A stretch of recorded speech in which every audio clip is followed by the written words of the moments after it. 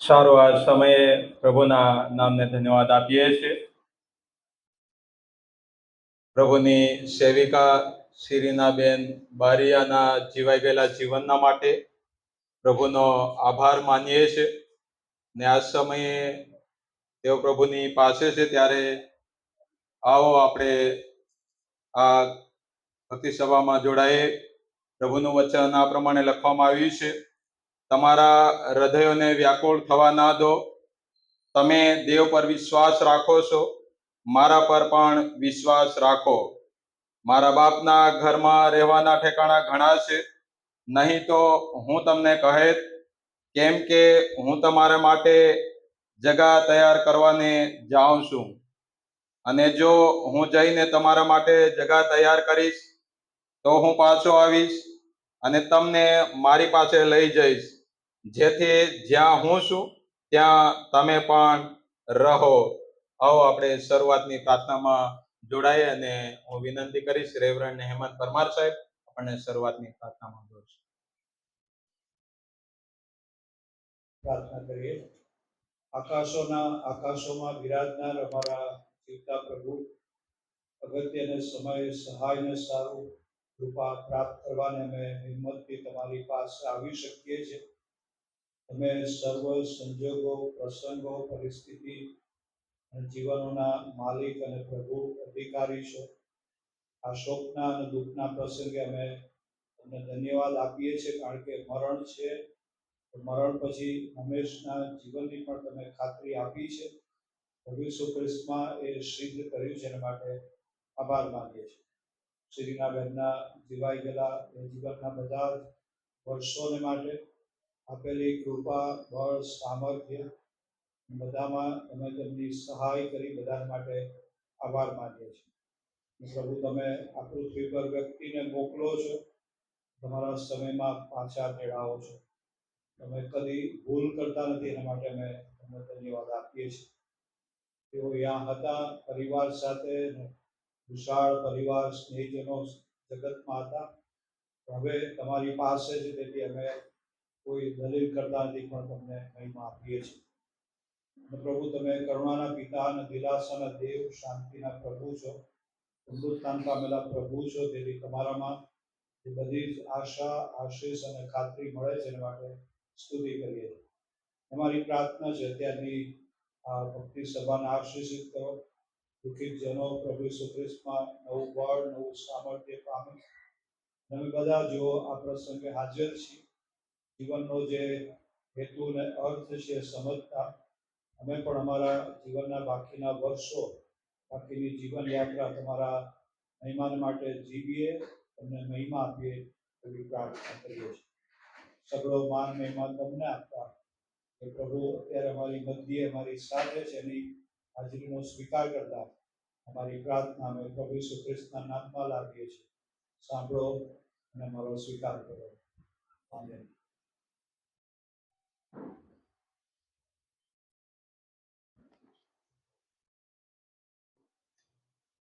Yes sir, please sir.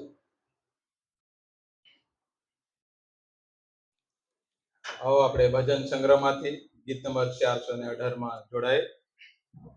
ભજન સંગ્રહમાં ગીત number 418.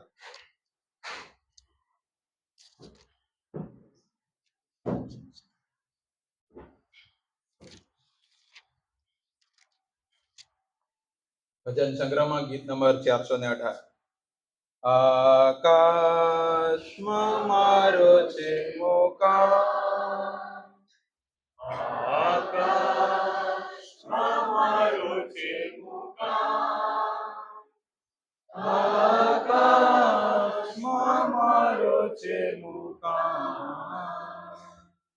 મને તો છે ખાતી, ત્યાં નોંધાવ્યું છે મારું નામ, ત્યાં નોંધાવ્યું છે મારું નામ, ત્યાં નોંધાવ્યું છે મારું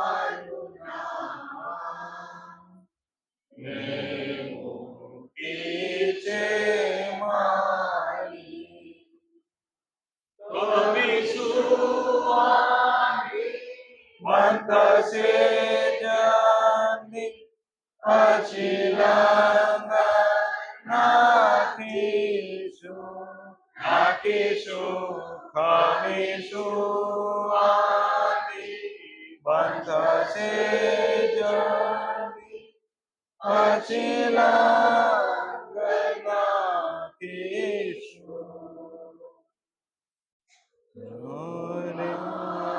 ઈસામાં ઉઠેલો જો મારી સામા ઉઠેલો જો મારી સામા ઉઠેલો એથી ફેંકે છે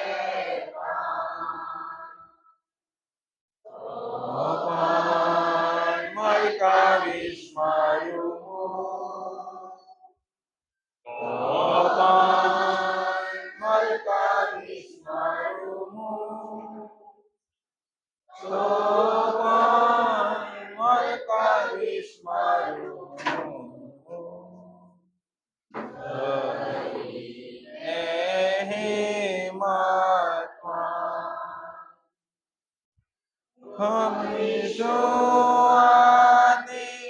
બંધશે જની પછી નાખીશું ખમીશું આની બંધશે જની પછી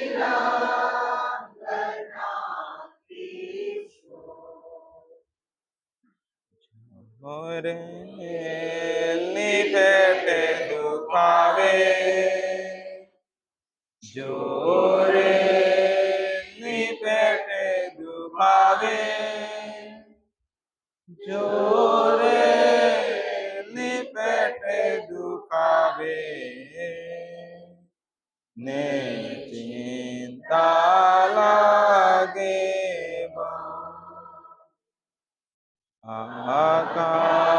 આકાશમાં દેવ મને લાવશે આકાશમાં દેવ મને લાવશે આકાશમાં દેવ મને લાવશે દુઃખ ચિંતા માટે હમીશું આની બંધશે જની પછી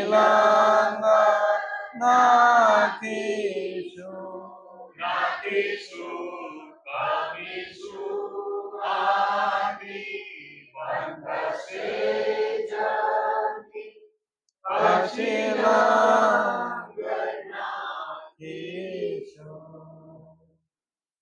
ત્યાં નાશે મારો જીવ થાકે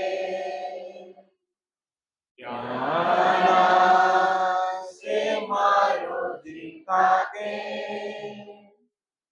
ત્યાં નાશે મારો જીવ થાકે શાંતિ સાગર ને દુઃખ તો આવશે નહીં બિલકુલ ને દુઃખ તો આવશે નહીં બિલકુલ ને દુઃખ તો આવશે નહીં બિલકુલ મન શાંત રહેશે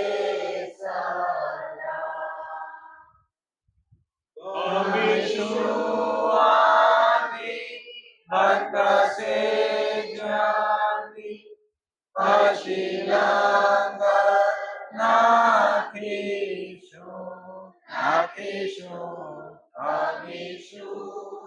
આની બંધશે જની પછી નાખીશું.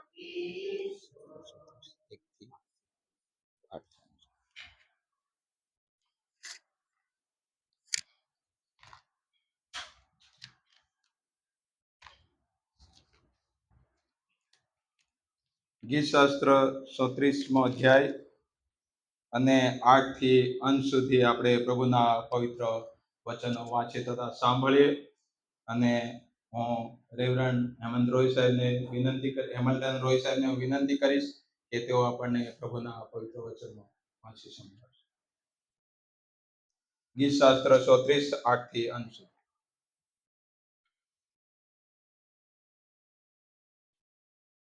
ઈશ્વરના વચનો વાંચી તથા સાંભળીએ.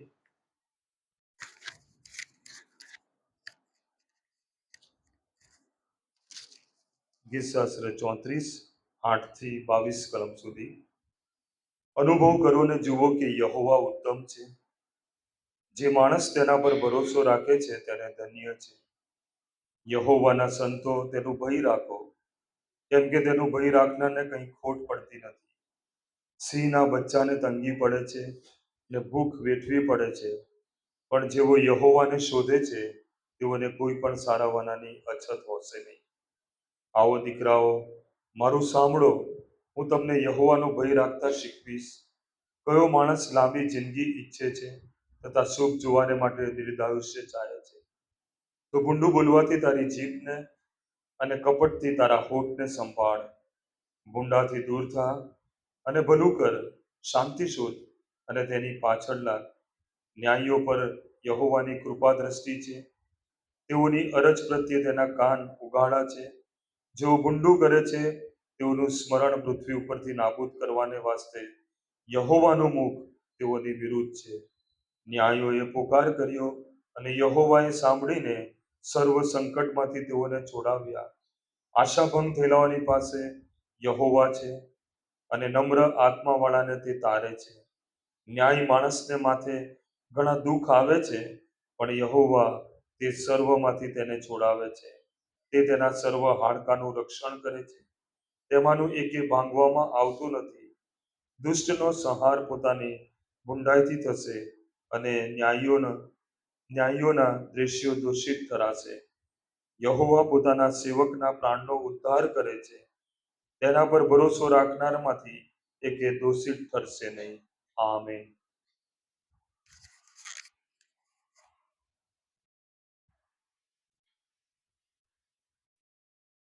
મેકલોનભાઈ જીવન જન્મ મેકલોનભાઈ આ સમયે જીવન ઝરમર બોલવામાં આવશે ને મેકલોનભાઈ આપણને જીવન ઝરમર વિશે માહિતી આપશે.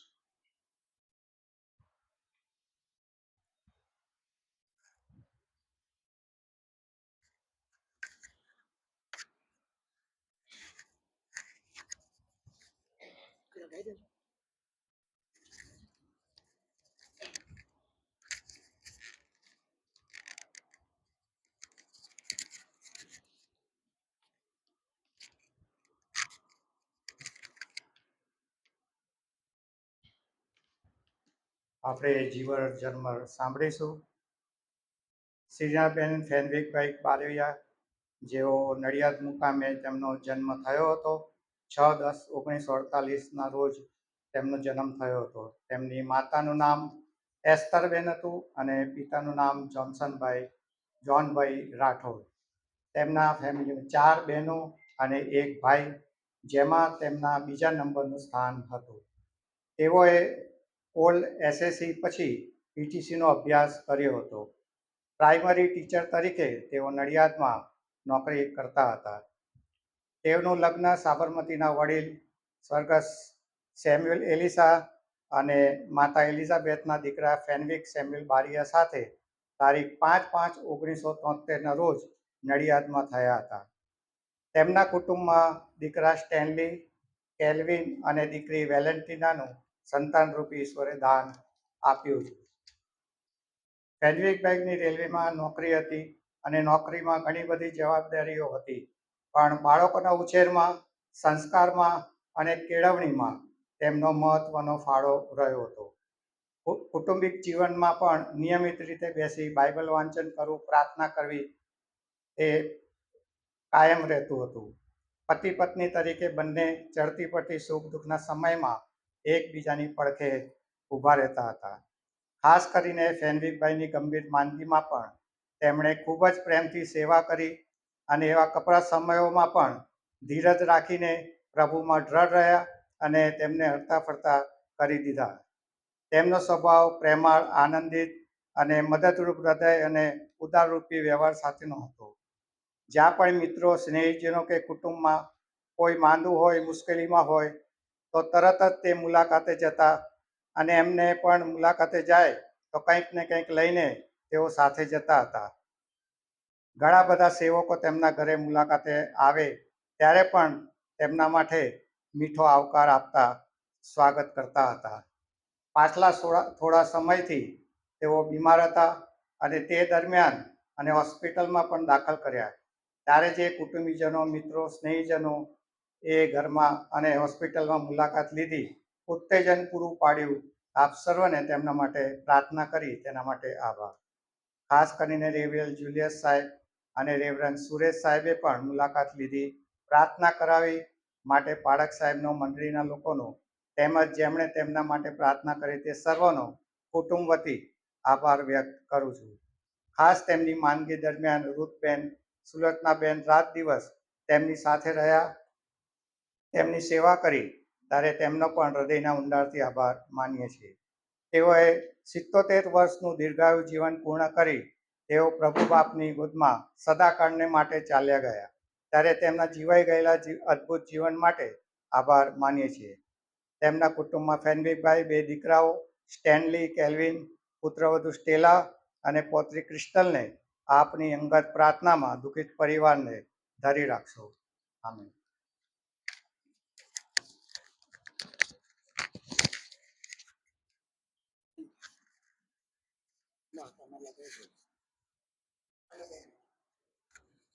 શરીનાબેનના જીવન માટે પ્રભુનો આભાર માનતા ત્યારે આભાર સ્તુતિની પ્રાર્થનામાં આપણે જોડાઈશું અને રસીન સાહેબ આપણને પ્રાર્થનામાં દોડશે.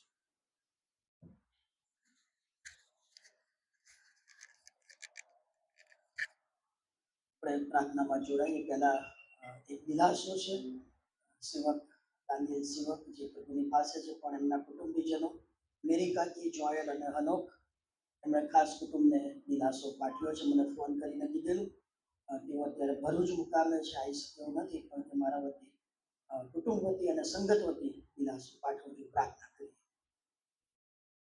અમારા પ્રેમાળ કૃપાળુને જીવતા ઈશ્વર પુત્ર, અગત્યને સમયે સહાયને સારું કૃપાસનની પાસે અમે આવીએ છીએ અને તમે અમારી પ્રાર્થનાઓ સાંભળો છો. એવા ઈશ્વર તમે અમને મળ્યા છો, અમે તમારો આભાર માનીએ છીએ. પિતાજી, આભાર માનીએ છીએ શ્રીના ફોઈના જીવનને માટે, એમના પ્રેમ, એમની સાક્ષી અને પ્રભુ એમના સ્વાર્પણને માટે અમે તમારો આભાર જ માનીએ છીએ. આ પૃથ્વી પર તમે એમને જીવન આપ્યું, આશીર્વાદિત જીવન આપ્યું, બાળકો આપ્યા, એમના પણ બાળકોનો આશીર્વાદ આપ્યો અને ગઈકાલે તમારી ઈચ્છાની યોજના પ્રમાણે તમે તેઓને તમારી પાસે બોલાવી લીધા છે અને જીવાઈ ગયેલા જીવનને માટે ફક્ત અમે આભાર જ માનીએ છીએ. અને જેમ અયુબે કહ્યું કે યહોવાએ આપ્યું અને યહોવાએ લીધું, એના નામને ધન્યવાદ આપીએ છીએ. પિતાજી, આ સમય અમે નમ્યા છે ત્યારે અમારી પ્રાર્થના છે ફુવાને માટે, બંને ભાઈઓના પરિવારને માટે, અમારી બહેનને માટે અને સમગ્ર અમારા કુટુંબને માટે. પ્રભુ, તમે દિલાસાના દેવને શાંતિના સરદાર છો. પ્રભુ, તમારો દિલાસો એ અનંતકાળી છે. દિલાસાથી તમે અમારા હૃદયને ભર્યા છે અને ભરી રહ્યા છો માટે આભાર માનીએ છીએ. તમારા અદ્ભુત વચનો અમારી માતૃભાષામાં આપ્યા છે, જે વચનોમાં પ્રભુ તમે અમને ઉત્તેજન આપો છો અને વચનોમાં અમને ખાતરી આપી છે કે પુનરુત્થાનની પ્રભાતે અમે અમારા વાલાઓને મળનાર છે.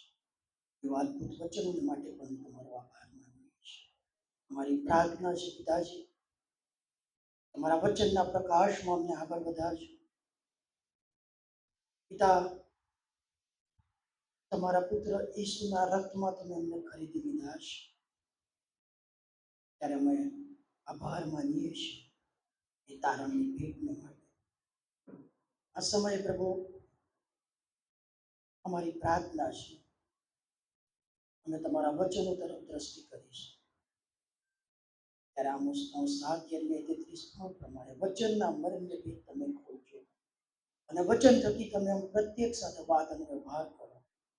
પૃથ્વી પરની અમારી જે મુસાફરી છે પ્રભુ, એ ક્યારે પૂરી થશે તમારા વગર કોઈ જાણતું નથી, પણ હર હંમેશ અમે તમને મળવાને તૈયાર રહીએ. એ માટે પ્રભુ અમારી સાથે વાત અને વ્યવહાર કરો. અમને તૈયાર કરો આત્મામાં પડવાનું. મારી પ્રાર્થના મુક્તિદાતા ઉદ્ધાર કરનાર પ્રભુ ઈસુના નામમાં સાંભળો અને માન્ય કરો બાપ. આમેન.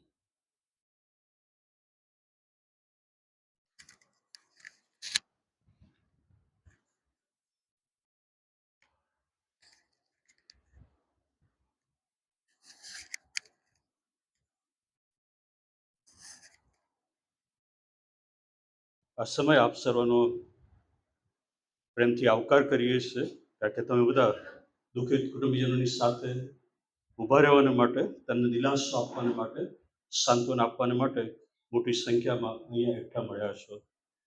શ્રીનાબેનના જીવન માટે આપણે પ્રભુનો આભાર માનીએ છીએ કે પ્રભુએ આ પૃથ્વી પર તેઓને જીવન આપ્યું અને 77 વર્ષનું આયુષ્ય આ પૃથ્વી પર તેમનું હતું. એ જીવન દરમિયાન પ્રભુએ તેમને કૃપા, સામર્થ્ય, બળ અને આશીર્વાદો આપ્યા અને વિવિધ પ્રકારે પ્રભુએ તેમનો ઉપયોગ કર્યો અને સમયની સંપૂર્ણતામાં પ્રભુએ તેમને તેમની પાસે પાછા બોલાવી લીધા છે.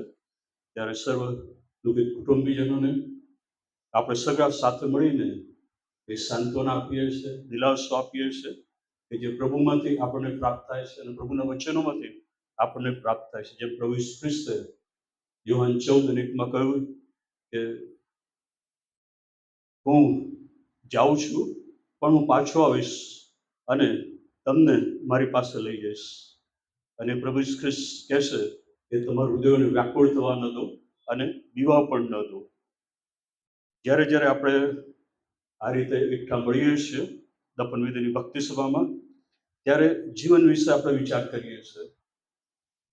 અહીંયા ગીતશાસ્ત્ર 34 જે શાસ્ત્ર ભાગ આપણી સમક્ષ વાંચવામાં આવ્યો, ત્યાં પણ એ જ બાબત લખેલી છે.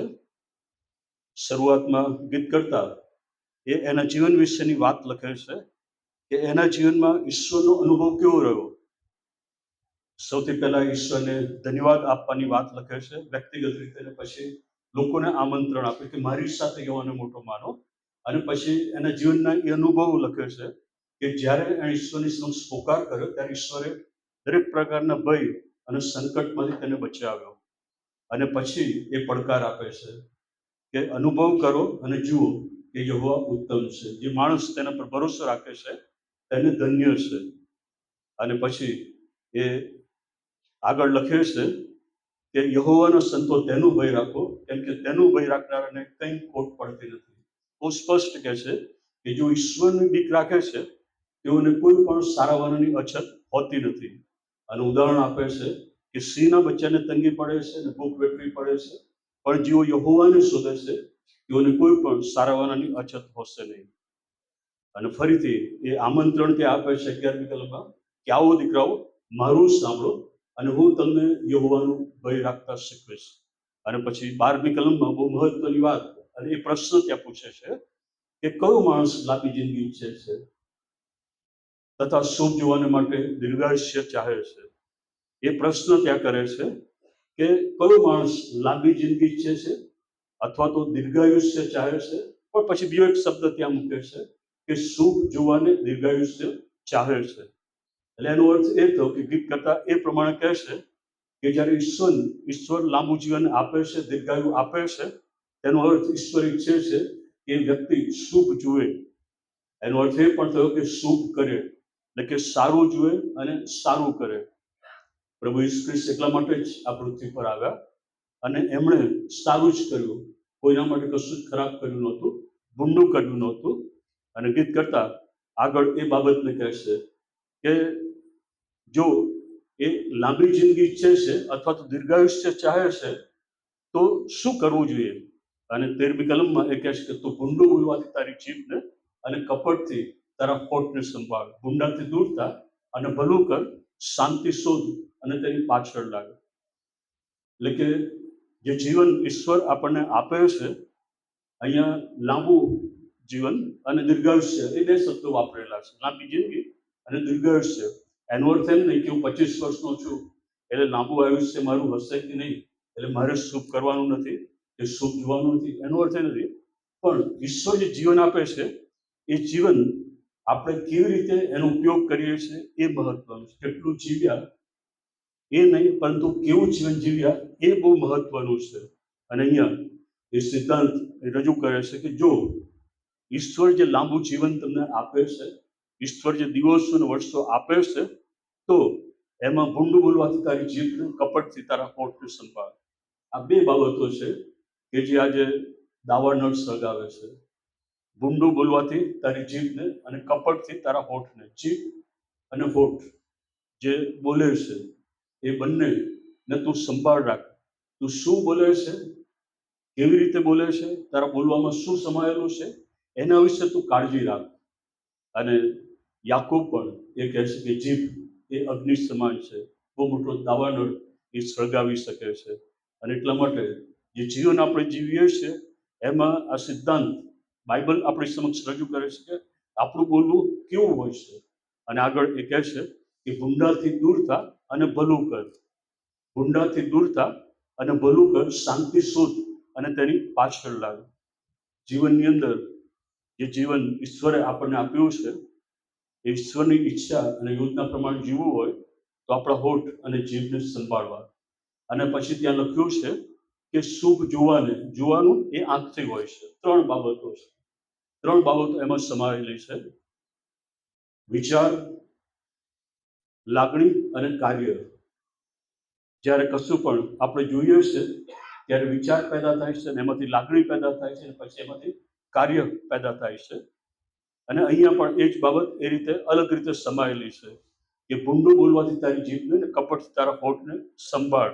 ભૂંડાથી દૂર થા અને ભલું કર. સારું કરવાને માટે સારા વિચારો, હકારાત્મક વિચારો. જો હકારાત્મક વિચારો હોય, સારા વિચારો હોય તો સારું તમે કરશો, સારું બોલશો અને બધું સારું થશે. એટલે એમાં પણ જે 2 બાબત સમાયેલી છે કે મારે બીજાને માટે ભૂંડું કરવાનું નથી પણ સારું કરવાનું છે. મારે મારા પોતાને માટે સારું કરવાનું છે. જો હું મારા પોતાને માટે સારું કરીશ તો ઓટોમેટિક બીજાને માટે એ સારું થશે. જો મારા વિચારો એ સારા હશે તો બીજાને માટે પણ સારી રીતે વિચારી શકીશ, સારી રીતે એમને જોઈ શકીશ. અને એટલા માટે આગળ એ પણ કહે છે કે જો આ પ્રમાણે વ્યક્તિ કરે છે તો એના જીવનની અંદર શું થાય છે. જે વ્યક્તિ લાંબુ આયુષ્ય ઈચ્છે છે, દીર્ઘાયુ ઈચ્છે છે અને ભૂંડું બોલવાથી જીભને સંભાળે છે અને કપટથી હોઠને સંભાળે છે, ભૂંડાથી દૂર થાય છે, ભલું કરે છે અને શાંતિની શોધ કરે છે, એની પાછળ લાગે છે, તો 15મી કલમથી આગળ લખ્યું કે ન્યાયો પર યહોવાની કૃપા દ્રષ્ટિ છે અને તેની અરજ પ્રત્યે તેના કાન ઉગાડા છે. જ્યારે વ્યક્તિ આ પ્રમાણે જીવન જીવે છે ત્યારે ઈશ્વરની દ્રષ્ટિ હંમેશા તેના પર હોય છે. ગીતશાસ્ત્ર 33:13 અને 14 લખ્યું છે કે યહોવા આકાશમાંથી જુએ છે, તે સગળા મનુષ્યોને દેખે છે, તે પોતાના નિવાસ સ્થાનમાંથી તે પૃથ્વીના સર્વ રહેવાસીઓને નિહાળે છે. એટલે દેવ તે સર્વના હૃદયનું સર્જનહાર છે, આ સર્વ કામ ધ્યાનમાં રાખનાર છે, તે તેમને નિહાળે છે. ઈશ્વર સગળું જુએ છે. એ જુએ છે કે કોણ એના લોકો છે, કોણ એના પર વિશ્વાસ કરે છે, કોણ એના માર્ગમાં ચાલે છે, ત્યારે એની કૃપા દ્રષ્ટિ એ લોકો પર હોય છે. અને જ્યારે તેઓ પ્રાર્થના કરે છે ત્યારે પ્રભુના કાન એમના માટે ખુલ્લા હોય છે અને પ્રભુ એમની પ્રાર્થનાઓને સાંભળે છે. અને પછી આગળ કહે છે કે ન્યાયીઓએ પુકાર કર્યો અને યહોવાએ તેઓનું સાંભળીને સર્વ સંકટમાંથી તેઓને છોડાવ્યા. એટલે બાઇબલ એમ નથી કહેતું કે જેઓ પ્રભુ ખ્રિસ્ત પર વિશ્વાસ કરે છે અને પ્રભુના માર્ગમાં ચાલે છે એમના જીવનમાં સંકટો આવવાના નથી.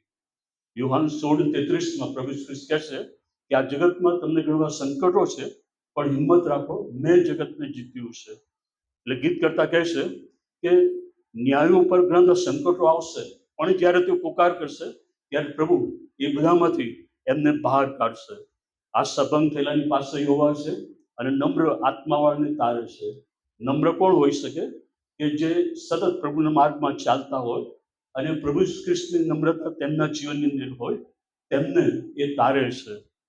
અને 19મી કલમમાં લખ્યું છે કે ન્યાયી માણસને માત્ર ઘણા દુઃખ આવે છે, પણ યહોવા તે સ્વરોમાંથી તેને છોડાવે છે. તે તેના સર્વ હાડકાનું રક્ષણ કરે છે, તેઓમાંનું એકે ભાંગવામાં આવતું નથી. કેટલી અદ્ભુત બાબત કે જેઓ પ્રભુ પર વિશ્વાસ કરે, પ્રભુના માર્ગમાં ચાલે છે, એવા ન્યાયી લોકો, પ્રભુ એમનું રક્ષણ કરે છે, પ્રભુ એમની પ્રાર્થનાઓ સાંભળે છે, પ્રભુ એમના હાડકાનું રક્ષણ કરે છે, અને તેઓમાંનું એકે ભાંગવામાં આવતું નથી. અને પછી છેલ્લે એ પણ કહે છે કે આવા ન્યાયી વ્યક્તિઓ પણ એની વિરુદ્ધમાં જે પ્રભુ ઈસુ ખ્રિસ્ત પર વિશ્વાસ કરતા નથી અને પોતાના માર્ગમાં ચાલે છે, પોતાની ઈચ્છા પ્રમાણે કરે છે, એમનું શું થશે? દુષ્ટોનો સંહાર પોતાની ભૂંડાઈથી થશે અને ન્યાયીના દ્વેષીઓ દોષિત કરશે. અને પછી લખે છે કે યહોવા પોતાના સેવકોના પ્રાણોનો ઉદ્ધાર કરે છે. હવે આ આટલી બધી બાબતો ગીત કરતા અહીંયા લખે છે કે એવું કોણ છે કે જે લાંબી જિંદગી ઈચ્છે છે, દીર્ઘાયુષ્ય ચાહે છે, અને પછી એક પછી કે સિદ્ધાંતો રજૂ કરે છે. ઊંડું બોલવું નહીં, શાંતિની શોધ કરવી, એની પાછળ ચાલવું. અને પછી એ પણ કહે છે કે આવા જે લોકો, એમને ઈશ્વર કેવા આશીર્વાદો આપે છે, એમનું રક્ષણ કરે છે, એમનું હાડકું ભાંગવામાં આવતું નથી, પ્રભુ એમને સંકટમાંથી ઉગારે છે, પ્રભુ એમનું દર વખતે સાંભળે છે. તો આ કેવા લોકો હોઈ શકે? એવા લોકો કે જેમણે પ્રભુ ઈસુ ખ્રિસ્ત પર પોતાનો વિશ્વાસ મૂક્યો છે. એનો અર્થ એ થયો કે એવી કોઈક ને કોઈક પળ એમના જીવનમાં આવી કે જ્યારે પવિત્ર આત્મા એમને ભાન કરાવ્યું કે હું પાપી છું અને મને તારણહારની જરૂર છે, અને પ્રભુ ઈસુ ખ્રિસ્તનો અંગત તારણહાર તરીકે તેઓ સ્વીકાર કર્યો, પાપોની માફી માંગી, અને પ્રભુ ઈસુ ખ્રિસ્ત એમના જીવનમાં આવ્યા, અને એ જીવન જીવવાની અમે શરૂઆત કરી. અને આ એ પડકાર આપે છે કે અનુભવ કરો અને જુઓ કે યહોવા ઉત્તમ છે. પ્રભુ ઈસુ ખ્રિસ્ત કે જેમણે વધસ્તંભ પર પોતાનો પ્રાણ આપી દીધો અને પોતાનું કિંમતી રક્ત વહેવડાવ્યું અને તારણની યોજના એ આપણે માટે પ્રગટ કરી, અને જેઓ પ્રભુ ઈસુ ખ્રિસ્તમાં વિશ્વાસ કરે છે તેઓને એ તારણની મહાન ભેટ પ્રાપ્ત થાય છે, અને તેના માર્ગમાં ચાલે છે ત્યારે પ્રભુ એમની સાથે હોય છે. સંકટો આવે, મુશ્કેલીઓ આવે, પ્રશ્નો આવે, છતાં પણ એ લોકો બીતા નથી, પણ એ બધાનો સામનો શાંતિ અને આનંદથી કરે છે. આજે જ્યારે શ્રીનબેનના પાર્થિવ દેહની આસપાસ આપણે ઊભા છીએ ત્યારે આપણા જીવન વિશે વિચાર કરવાની જરૂર છે. આપણા હોઠ, આપણા વિચારો, આપણી યોજનાઓ એ કેવી છે? શું આપણે આપણું પોતાનું શુભ જોયેલું છે કે શુભ એ તારણની મહાન યોજના આપણે પ્રાપ્ત કરી હોય, સ્વીકારી હોય, અને બીજાને માટે શુભ આપણે જોયું છે કે બીજાનું આપણે સારું કર્યું છે? શું આપણે પ્રભુના માર્ગમાં ચાલીએ છીએ કે જેથી આપણા જીવન દ્વારા પ્રભુને મહિમા પ્રગટ થાય, પ્રભુનું નામ બીજા લોકો જાણી શકે? અને આ પ્રશ્નનો ઉત્તર એ ફક્ત તમે જ આપી શકો છો. આજે તમારા જીવનની પરિસ્થિતિ શું છે? શું એ વધસ્તંભની પાસે તમે આવ્યા છો કે જ્યાં એ પ્રભુ ઈસુ ખ્રિસ્તની તારણની મહાન યોજનાને પ્રાપ્ત કરી હોય? અને જો ન કરી હોય તો આજે એ સમય છે કે આપણે પ્રભુની પાસે આવીએ, આપણા પાપોની કબૂલાત કરીને પ્રભુને કહીએ કે પ્રભુ તમે મારા જીવનમાં આવો, મારા પાપોની ક્ષમા આપો, અને પ્રભુ ઈસુ ખ્રિસ્તના રક્તથી મને ધોઈને શુદ્ધ અને પવિત્ર કરો, કે જેથી હું જે કંઈ કરું એ સર્વ દ્વારા તમને માનતા મહિમા પ્રાપ્ત થાય, મારા જીવન દ્વારા બીજાઓનું સારું થાય, મારા જીવન દ્વારા બીજાઓ પ્રભુ ઈસુ ખ્રિસ્તની ઓળખ પ્રાપ્ત કરે, મારા જીવન દ્વારા બીજાઓના જીવનો બંધાય. અને આજે પ્રભુ એ જ ઈચ્છે છે કે આપણે બધા જ પ્રભુ ઈસુ ખ્રિસ્તનો મહિમા પ્રગટ કરીએ. જે જીવન આપણને પ્રભુ આપે છે એ બીજાઓને માટે જીવીએ, એ જીવન દ્વારા બીજાઓને આપણે સહાય અને મદદ કરીએ, બીજાઓને માટે પ્રાર્થના કરીએ, બીજાઓને સહકાર આપીએ, બીજાઓના જીવનોને બાંધીએ, અને છેલ્લે એ આશીર્વાદ આપણને પ્રાપ્ત થવાનો છે. એ રિવોર્ડ, એ બદલો આપણને પ્રભુ ઈસુ ખ્રિસ્તમાં એક દિવસ મળવાનો છે. ત્યારે એ પ્રભુને આપણે સર્વમાન, મહિમા અને સ્તુતિ અર્પણ કરી કે જે પ્રભુ આપણા જીવનમાં સતત કાર્યરત છે. એ પ્રભુને આપણે કહીએ કે પ્રભુ મારું જીવન તમે બચાવ્યું છે, માટે તમારો આભાર. તમે મને પ્રભુ ઈસુ ખ્રિસ્તનું મહાન નામ આપ્યું છે એ માટે તમારો આભાર. પ્રાર્થના કરીએ. થોડી ક્ષણો આપણા જીવનો વિશે આપણે વિચારીએ કે આપણે ક્યાં છીએ, શું કરી રહ્યા છીએ, આપણા શબ્દો કેવા છે, શું આ બધું જ પ્રભુ ઈસુ ખ્રિસ્તનું મહિમા પ્રગટ કરે છે? અને જો ન હોય તો અત્યારે પ્રભુની પાસે આપણે જતા પ્રભુને પ્રાર્થના કરી કે પ્રભુ તમે મારા જીવનમાં મને બચાવો. ડૉક્ટર રોબિન્સનને વિનંતી કરીશ કે તેઓ પ્રાર્થનામાં દોડશે.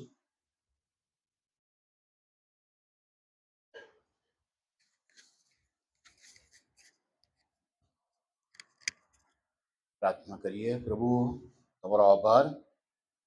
અમારા સર્વ પ્રસંગો તમારા હાથમાં છે. તમે આ પૃથ્વી પર અમને જીવન આપો છો. એ જીવનમાં તમારી ઓળખ કરાવો છો. અમે તો તમને ઓળખીએ, રોજ રોજ તમારી પ્રતિમામાં રૂપાંતરણ પામીએ. અમારા આચરણ દ્વારા, અમારા વિચારો દ્વારા, અમારા બોલવા દ્વારા તમને માન અને મહિમા મળે. અને પ્રેમાળ ઈશ્વર, જ્યારે અમારું જીવન પૂરું થાય છે ત્યારે પ્રભુ તમે અમને તમારી પાસે બોલાવેલો છો, ત્યારે દરેક વિયોગી વાલાઓને, દુઃખિત વાલાઓને તમારો દિલાસો તમે પૂરો પાડો છો. કારણ કે તમે સર્વ પ્રકારના દિલાસાના દેવ છો. પ્રભુ, તમે પુનરુત્થાન તથા જીવન છો. પ્રેમાળ ઈશ્વર, અમે જો તમારા પર વિશ્વાસ કરીને મરી જઈએ તો મારે પાછા ઉઠવાનું છે, એવું અદ્ભુત વચન તમે અમને આપ્યું છે. ત્યારે પ્રભુ તમારી સેવિકાને તમે તમારી પાસે બોલાવી લીધા છે. પ્રભુ, જે કે એમના જીવન વિશે કહેવામાં આવ્યું એના માટે તમારો આભાર માનીએ છીએ. તો એમના તમારી પાસે આવવાથી જે વાલાઓ દુઃખી થયા છે, પ્રભુજી જેઓ વિયોગી છે, પ્રભુજી તેમના હૃદયમાં વિયોગ અને દુઃખ અને પીડા અનુભવી રહ્યા છે, તો પ્રેમાળ ઈશ્વર તમારા વચન પ્રમાણે તમારી હાજરીથી એમને ભરી દેજો. પ્રેમાળ ઈશ્વર, તમારા વચનો પ્રમાણે તમારી શાંતિ અને તમારો દિલાસો તમે તેમને આપજો. અને અમે પ્રભુ આ કુટુંબની સાથે જ્યારે અહીંયા એકઠા મળ્યા છીએ ત્યારે પ્રભુ અમારા વિશ્વાસને તમે દ્રઢ કરજો. જે હેતુસર પ્રભુ આ જીવન તમે અમને પૃથ્વી પર આપ્યું છે, એ હેતુસભર જીવન અમે જીવીએ. પ્રભુજી, એ સભાનતામાં જીવીએ, જેથી જ્યારે પ્રભુ અમે તમારી પાસે પાછા આવીએ ત્યારે પ્રભુ અમારા પૃથ્વી પરના જીવનમાં તમને માન અને મહિમા આપી શકીએ. અને પ્રભુ શાબાશ, સારા તથા વિશ્વાસ ચાકરનું બિરુદ પામી શકીએ એવી કૃપા તમે થવા દો. પ્રભુ પ્રેમાળ ઈશ્વર, ફરી એકવાર તમારો આભાર માનીએ છીએ ત્યારે તમે હાજર છો એના માટે. તમારા વચનો દ્વારા જે કે પ્રભુ તમે અમને ખાતરી પ્રમાણે યાદ દેવડાવ્યું એના માટે તમારી સ્તુતિ કરીએ છીએ. તમારા હાથોમાં અમે સોંપાયા છે. પ્રભુ ઈસુને તમારું સાંભળો. આમેન. પ્રભુને શીખેલી પ્રાર્થના આપણે સાથે સાથે બોલીએ. ઓ આકાશમાં અમારા બાપ, તમારું નામ પવિત્ર નામ, તમારું રાજ્ય આવે, જેમ આકાશમાં તેમ પૃથ્વી પર. તમારી ઈચ્છા દિવસની પ્રવૃત્તિ જેમ મરણમાં તેમ ની પરીક્ષાની ઊંડાઈથી નષ્ટ રાજ્ય પરાક્રમ સર્વકાશ તમારા છે. આમેન. હવે આપણા તારનાર પ્રભુ ઈસુ ખ્રિસ્તની કૃપા, ઈશ્વર પિતાની સહાય અને પવિત્ર આત્માનો દિલાસો હમણાંથી સર્વકાળ સુધી આપણ સર્વની સાથે અને ખાસ કરીને દુઃખી કુટુંબીજનોની સાથે હંમેશ સુધી હોજો. આમેન. શ્રીનાબેન એ સેના ચર્ચ મળીના સભ્ય હતા અને એટલા માટે તેમના પાર્થિવ દેહને અંતિમ વિદાય અત્યારે ફૂલહાર અર્પણ કરીને આપીએ છીએ. સેના ચર્ચ મણિનગર તરીકે ફૂલહાર અત્યારે અર્પણ કરવામાં આવશે. ત્યારબાદ સેના ચર્ચ મણિનગરની મહિલા સંઘ તરફથી પણ ફૂલહાર તેમના પાર્થિવ દેહ પર મૂકવામાં આવશે. મહિલા સંઘના કોઈ સભ્ય હોય તો અગાઉ